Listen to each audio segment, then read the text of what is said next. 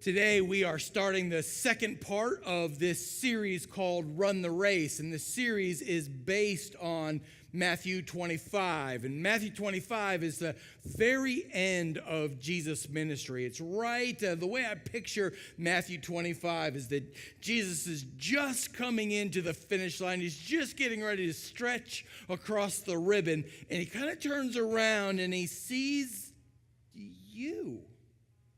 And he sees you, and he sees you, and he sees me. And just before he crosses the finish line, he stops and he says, "Oh, Dave, y'all going to need some help in order to finish this race." And so he tells some stories for us. He gives us some hints, and he begins to teach on what it's going to take for us to finish the race like Jesus did. And so in Matthew 25, Jesus tells three stories. Now, one of the things I did this week that I thought was fascinating is that I remember that Jesus has told three stories in a row before. This is not the first time he's done this. As a matter of fact, this seems to be a bit of a pattern for Jesus. Some of you may remember when we focused on the story of the prodigal son, that was the third in three stories Jesus told in a row of the lost sheep, the lost coin, and the lost son. And what I began to realize is that this isn't just because Jesus has a ton of stories to tell, right? It's not just because he's a big mouth. This is a strategic thing that Jesus is doing. Jesus is sneaky. Watch this. This is what Jesus is doing.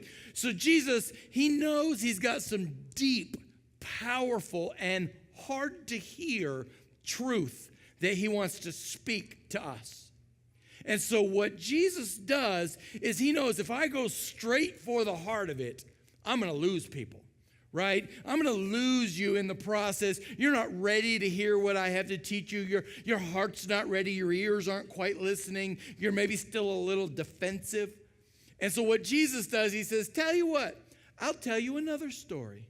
I'm going to tell you the story of the 10 bridesmaids, and 5 of them are wise, and 5 of them are foolish. And this is a story about how to be ready and stay in shape for Jesus. This is the on your mark kind of story.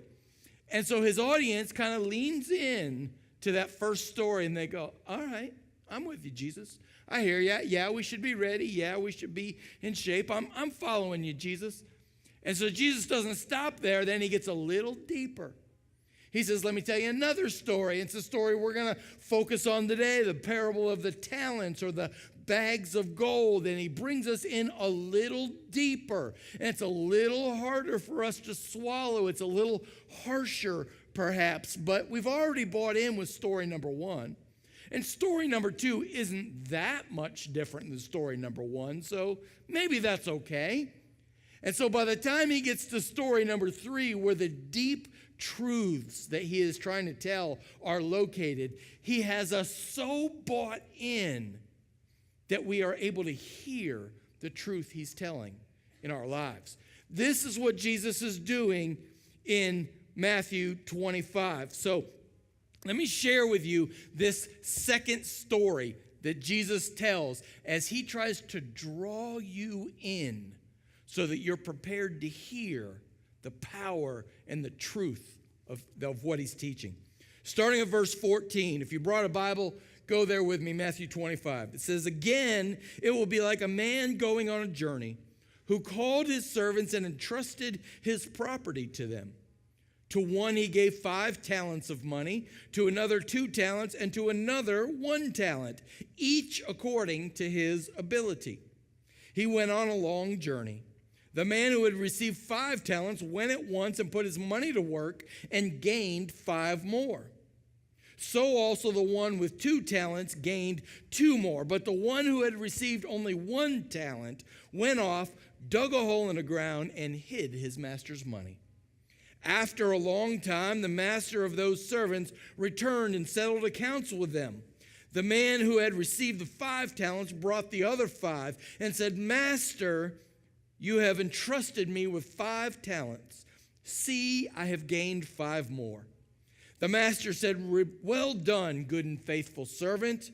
You have been faithful with a few things.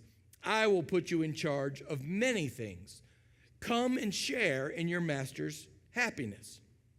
The man who had 2 talents also came, and the master said, "You entrusted me with 2 talents. See, I have gained 2 more." His master replied again, "Well done, good and faithful servant.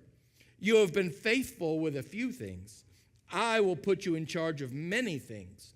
Come and share in your master's happiness." Then the man who had received 1 talent came.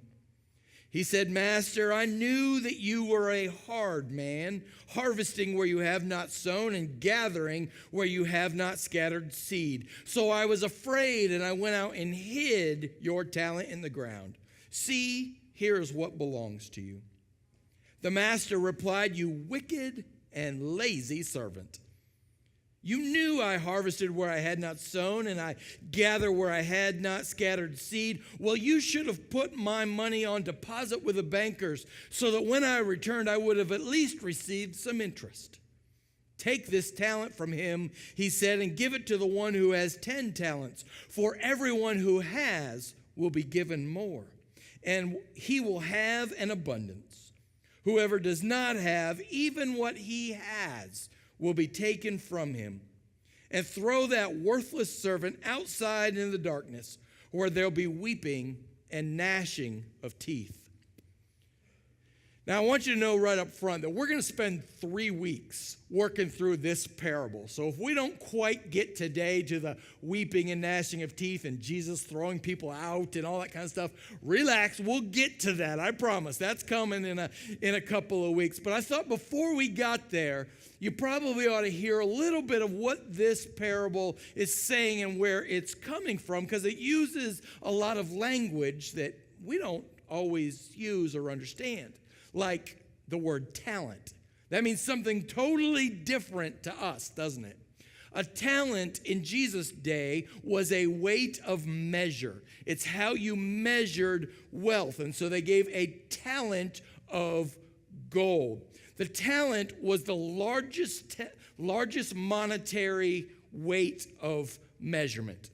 It was the largest, like think about your dollar bills. Right? The largest one that is still in print today is the $100 bill. And that's been true since 1969.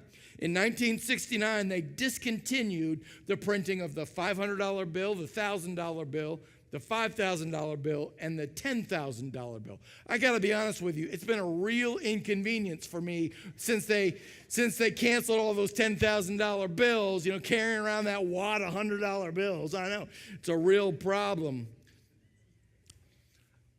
But a talent was this huge measure. A talent equaled about 75 pounds. So this master gave them 75 pounds of gold per talent. Now, I did a little research this morning. This morning, I looked up on the gold index and I got on the internet and found out that gold today, as of this morning, is selling at $1,320 an ounce. Multiply that by 16 ounces in a pound. Multiply that by 75 pounds, and each talent would have been worth more than $1.5 million. That's a lot of money. And so you think about what's going on here in this story. The master gives one guy 5 talents at $7.5 million.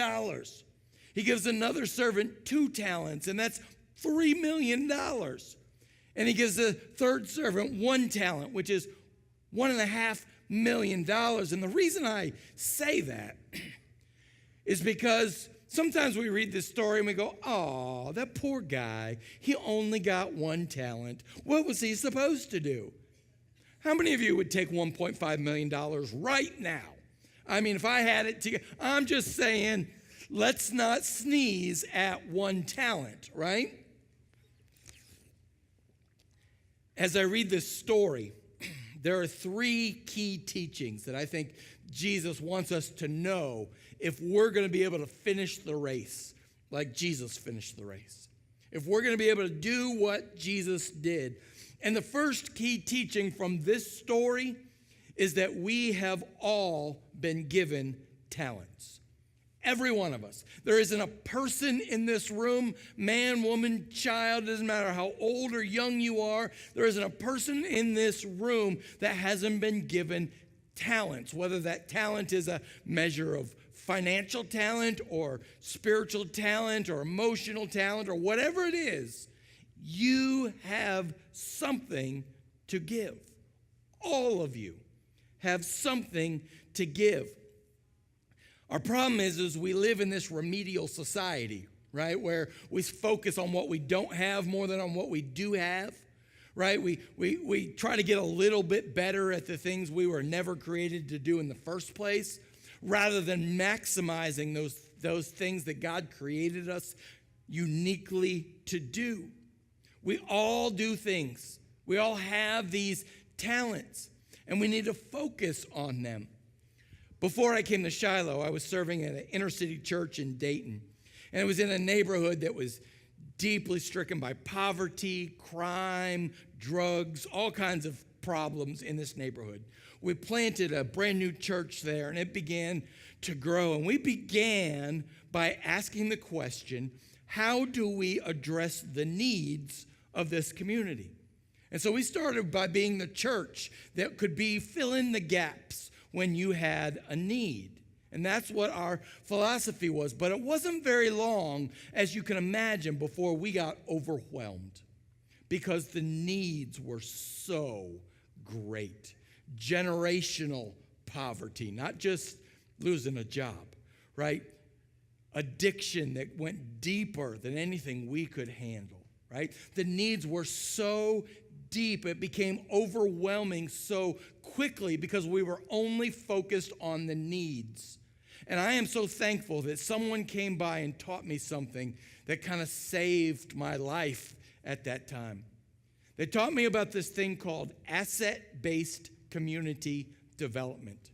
And it's this understanding that in every group of people, in every community, every neighborhood, every church, every family, every social group, are all the assets necessary in order to take our next faithful step. So asset-based community development doesn't start with a question, what do you need? Asset-based community development starts with a question, what do you have already? What can we build from? What do you do well? What do you love? Where are your passions and where is your heart? And I got to realize, man, there are a lot of parallels with our faith. So many of us are focused on our deficits when it comes to our faith, what we don't have. I can't preach like her. I can't sing like him, or I can't do this like them. I can't teach like those people. And we look at our faith journey, this race that God has us on, and we look at the glass half empty rather than what's already in our cup.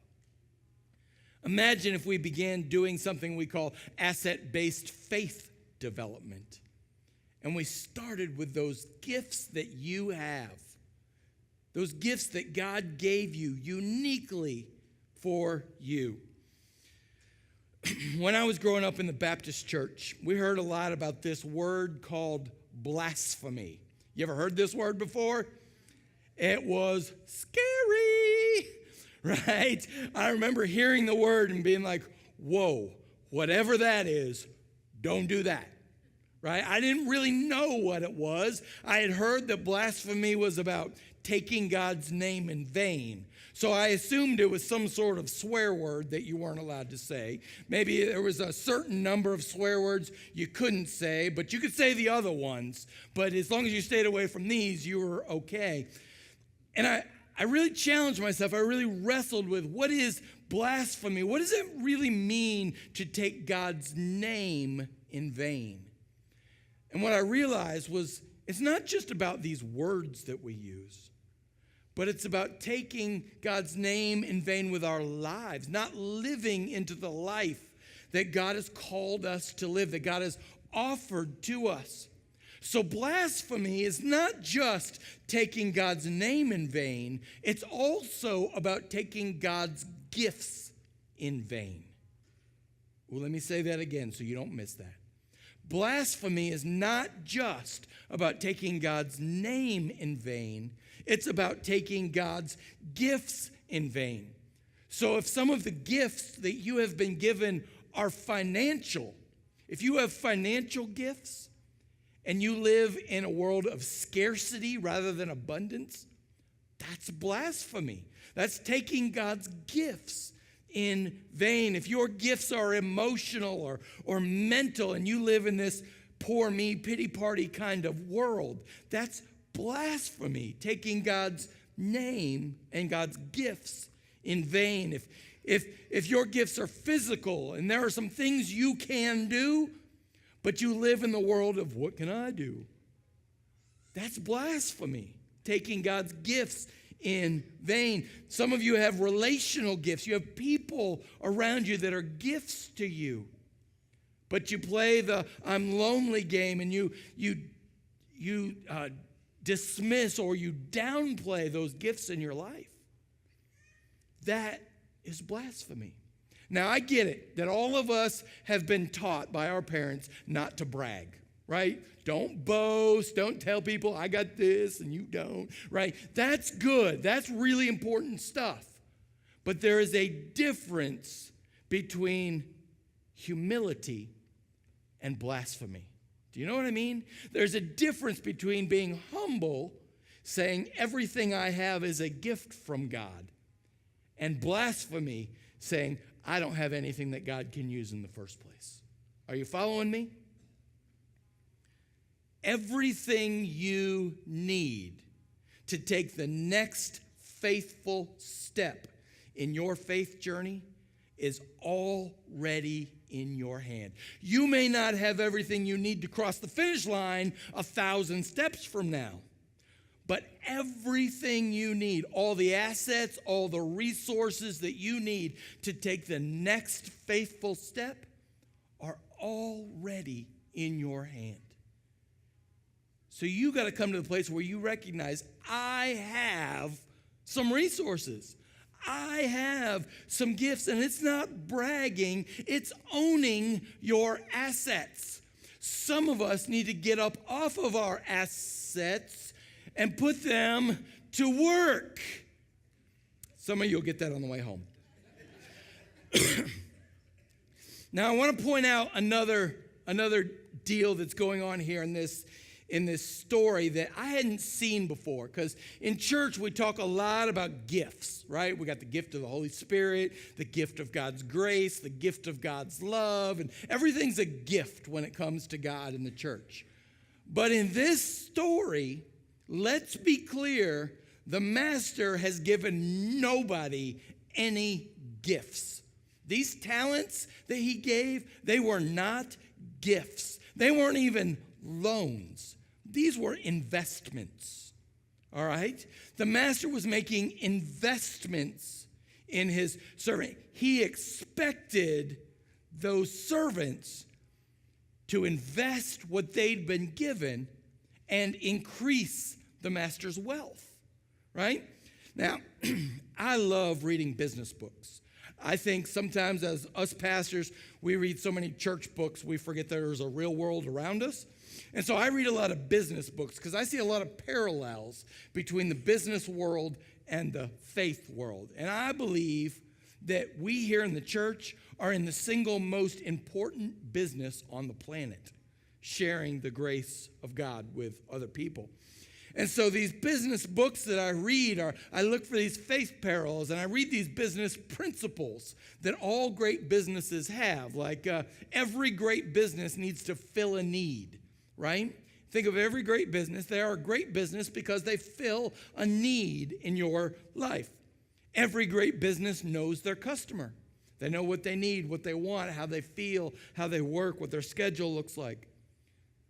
Another business principle, buy low, sell high. I'm not really sure where the faith principle is there. I think it's something about heaven and hell, but I'm still working that one out. But there's a business principle one of my favorite authors wrote. His name is Jim Collins. He wrote a book called Good to Great. And Jim Collins said that we should all have what he called a hedgehog principle. And the hedgehog principle comes from an old fable that says the fox knows a little about a lot, but the hedgehog knows one big thing. One big thing. And to be great is to find your hedgehog principle. And the hedgehog principle can be found at the intersection of what your passions are, what you're best at, and what drives your economic engine. I hope you're seeing the faith parallels here to the why, the what, our purpose in faith, what we're all about, and how we get to that place. What are we passionate about as a church? What drives us? What are we the best at in the world? Another economic business principle is something called ROI. Are you familiar with ROI? ROI stands for return on investment. It means that when I give some money every month to my 401k, I'm not just telling Lehman Brothers, good luck, have a good time. I hope you have a nice vacation on my money, right? I'm expecting that they're going to take that investment that I'm making and there will be a return on that. I will get some profit or some benefit out of that. And so this story that Jesus is telling us is all about ROI, isn't it? It's all, the master comes home and he says, all right, guys, show me what you got. Show me what you've done with the investment that I made in you. And I've been blown away to remember that at the end of the day, when I'm standing before the master, and the master says, hey, Dave, remember all those resources I poured into you? Remember those assets I gave you? Remember the things that I invested in you with? What'd you do with those? What I hear in this story is that it's not going to be enough for me to go, oh, hey, God, that was really great. I went to church. I was super comfortable. I prayed a bunch, and everything was cool with me. Because at least according to this story, God says, all right, so what's my return on investment? What do I get out of what I gave you? And maybe the question we're asking it wrong. Maybe it's not what is my return on investment, but who is my return on investment? Who? God has invested in you. Who are you bringing back to God as a return on that investment? That's why here at Shiloh, we constantly ask the question, who are you bringing to Jesus through Shiloh? It's your return on investment.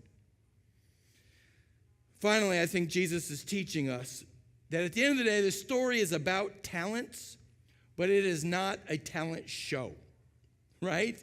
That our faith journey, no matter what you think, no matter what it looks like, our faith journey is not a talent show. See, in a talent show, what you do is everybody gets in the same room, we demonstrate what we can do and who we are, and then we pick the best. And everybody else is classified as less than that person. Second place, third place, fourth place, fifth place, whatever it is.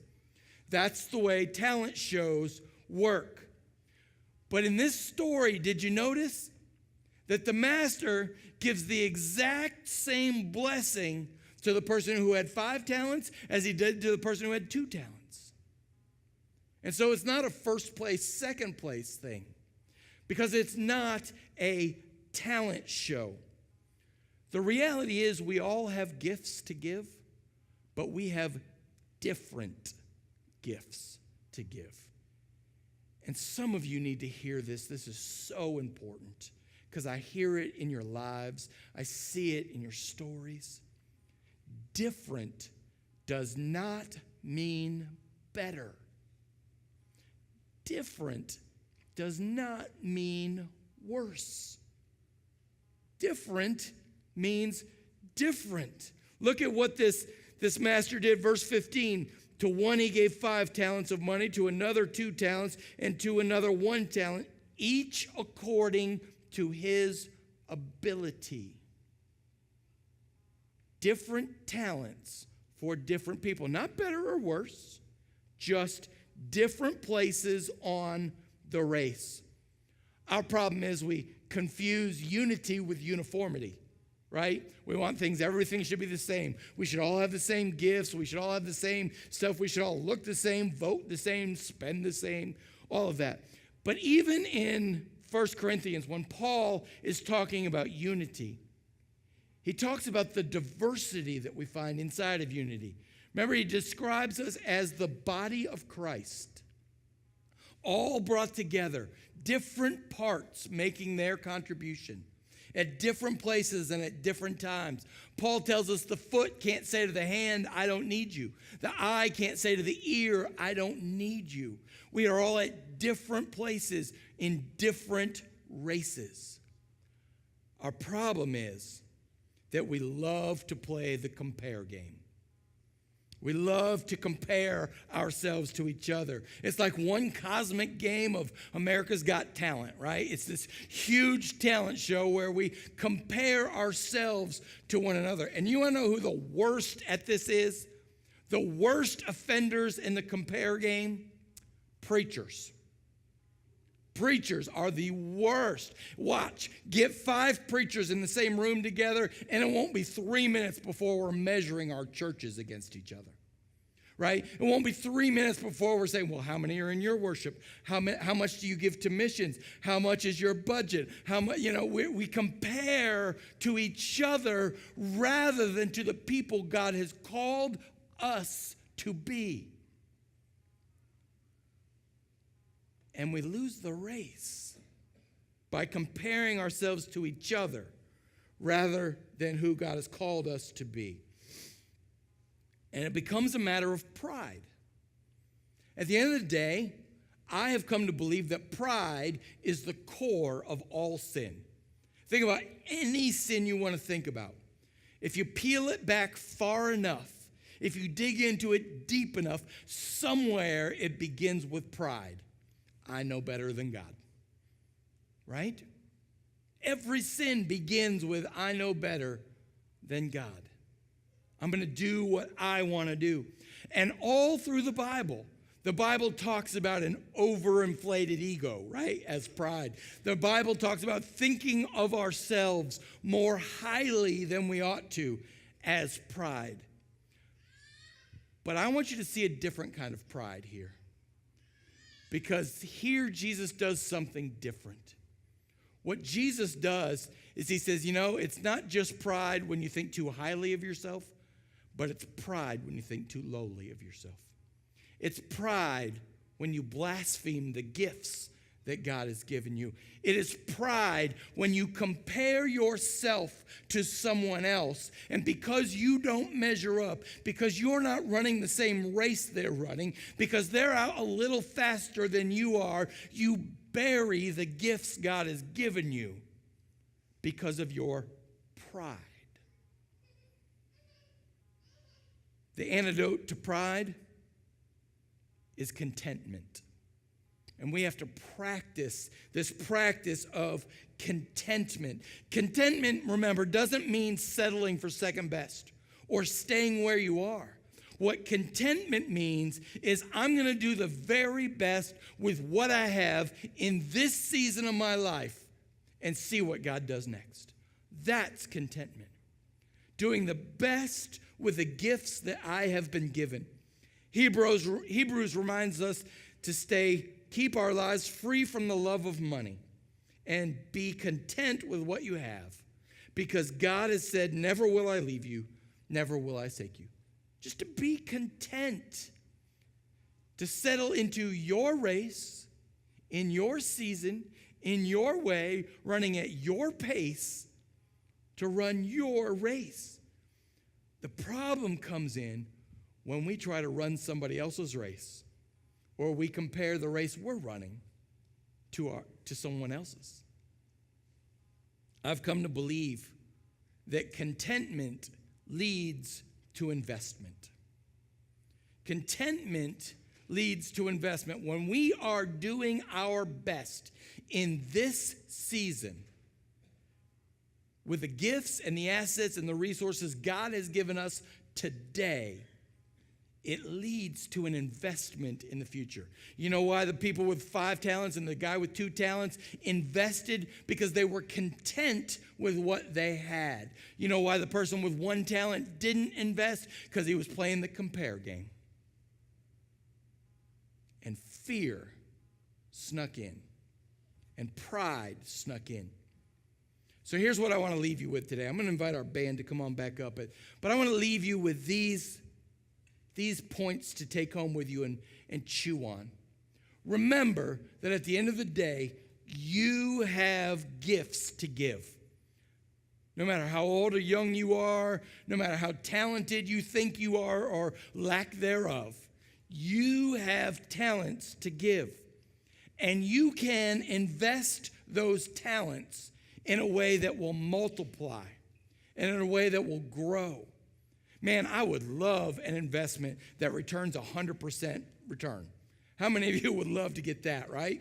If my retirement, if I could put in $100 and get $100 back on top of that, that'd be a good day. I'm lucky to get 3% most days. These guys are getting 100% return on their investment because contentment leads to investment.